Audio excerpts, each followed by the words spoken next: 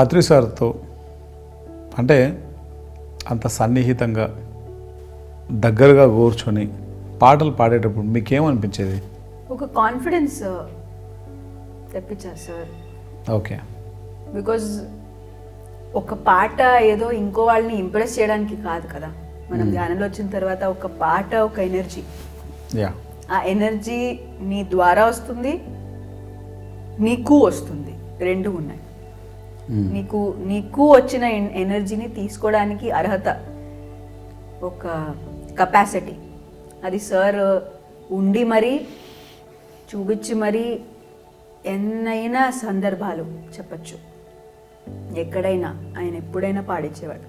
So దాని ద్వారా ఒక ఆ ఎనర్జీ తీసుకున్న విధాన్ని అర్హత, దాని తర్వాత నా మీదే ఒక ట్రస్ట్, కాన్ఫిడెన్స్, అది పత్రి సార్ చాలా ఆయన పాడి ఆయన చుట్టూలా ఎవరెవరు ఉంటారు సార్ దగ్గర చుట్టూ వాళ్ళ ద్వారా కూడా ఒక నేర్చుకోవడం. గణేష్ సార్ ద్వారా నేను చాలా నేర్చుకున్నాను.